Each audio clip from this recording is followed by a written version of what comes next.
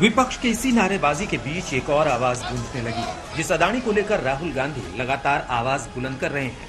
जिस अदानी के मुद्दे पर कांग्रेस समेत विपक्ष संसद से लेकर सड़क तक मोदी सरकार की घेराबंदी कर दी है, उसी मसले पर आ गया है ट्विस्ट। जेपीसी की मांग कर रहे विपक्ष के बलून को शरद पवार ने फोड़ दिया है। जेपीसी की दीवार हमारे सब अपोजिशन के साथियों ने की, ये बात सच है। हमें ऐसे लगता है कि जेपीसी का जो कॉम्पोजिशन होगा, ये कॉम्पोजिशन में समझो 21 सदस्यों की जेपीसी हो तो इसमें 15 लोग रूलिंग पार्टी के रहेंगे और 5 या 6 लोग अपोजिशन के रहेंगे। तो जहाँ ओवरवेलमिंग मेजॉरिटी रूलिंग पार्टी की है, वहाँ देश के सामने सच्चाई क्या है, वो कहाँ तक आएगी, इस बारे में कोई भी आशंका पैदा कर सकता है। और इसलिए हमारा कहना ये है कि इससे दूसरा एक अल्टरनेटिव सुप्रीम कोर्ट ने दिया है, वो खुद कमिटी अपॉइंट करना चाहते हैं कि उन्होंने, तो शायद इसकी क्रेडिबिलिटी वो ज़्यादा रहेगी। महाराष्ट्र नहीं, देश की सियासत में शरद पवार का रसूख किसी से छुपा नहीं है, लेकिन खुलेआम अदानी का साथ देकर पवार ने कांग्रेस के मंसूबे पर पानी फेर दिया है।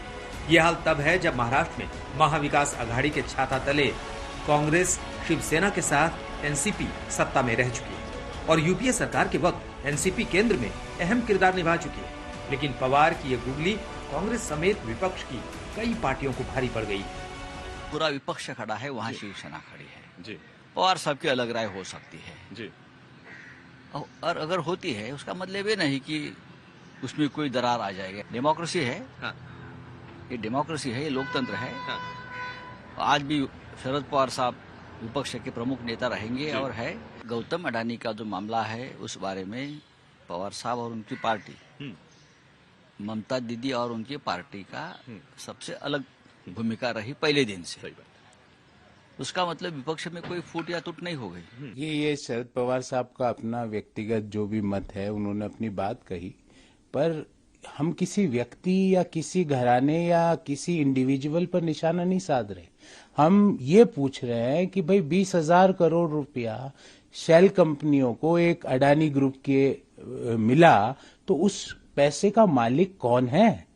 क्या ये देश के लोगों को जानने का अधिकार नहीं है?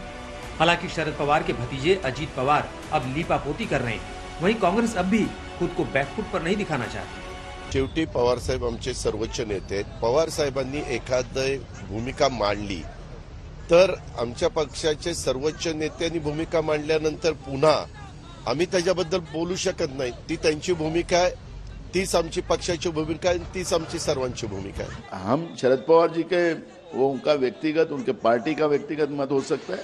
कांग्रेस जनता की आवाज बनकर ये मुद्दे उठाएंगे और हमें एडनबर्ग का रिपोर्ट जो हो उसने भी जो चैलेंज किया है, उसमें अभी भी अदानी आगे क्यों नहीं बढ़ रहे, ये सवाल आगे बढ़ते जा रहा है। और देश के प्रधानमंत्री इस पर वक्तव्य क्यों नहीं कर रहे हैं, ये भी तो सवाल है। और इसलिए इस पर हमारी भूमिका स्पष्ट है। हमें जेपीसी चाहिए और जेपीसी के माध्यम से दूध का दूध पानी का पानी होना चाहिए। जनता को एक एक पैसा का हिसाब सरकार ने देना चाहिए। यह भूमिका कांग्रेस पार्टी की। अब सवाल उठता है कि आखिर एनसीपी चीफ शरद पवार क्यों नहीं चाहते कि अदानी के मुद्दे पर जेपीसी जांच हो। उनकी दलील है कि जेपीसी में सत्ताधारी दल का वर्चस्व होगा, जिससे सच्चाई सामने नहीं आएगी। लेकिन वो जेपीसी नहीं चाहते, इसलिए वो आंकड़े भी पेश करते हैं।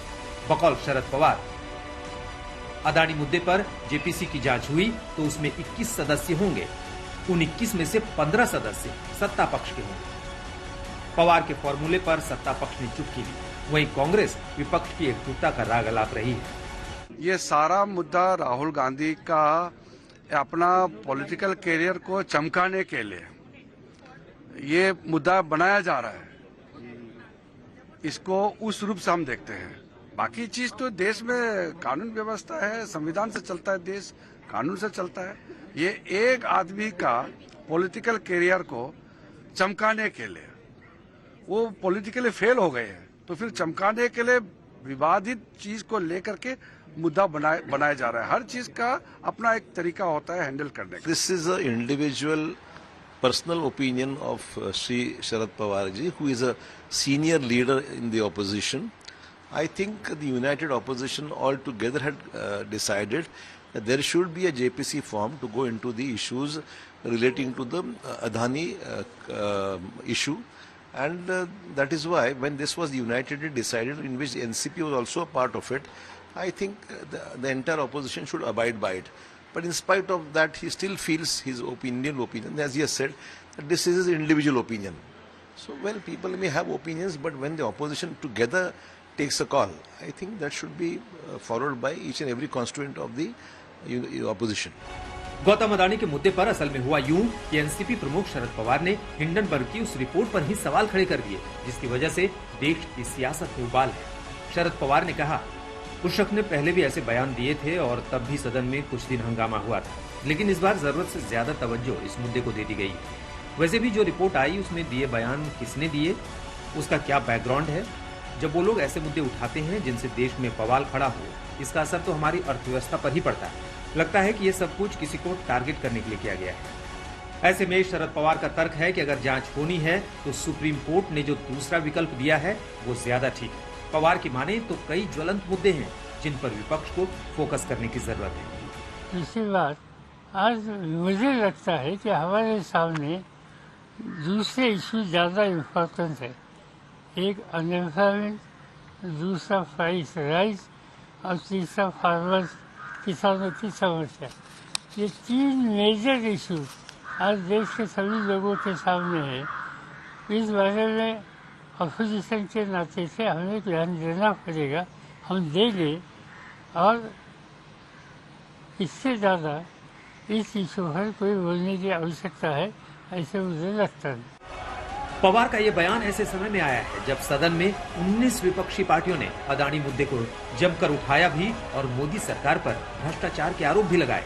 यानी कुल मिलाकर देखा जाए तो जिस मुद्दे को चटाई बनाकर विपक्ष खड़े होकर मोदी सरकार पर हमले कर रहा है, उसी चटाई को जमीन से पवार ने खींच लिया है, जिससे कांग्रेस समेत उन विपक्षी दलों को तगड़ा झटका लगा है जो विपक्षी एकता के दम पर मोदी सरकार के खिलाफ 2024 के लिए ताल ठोक रहे थे। आज तक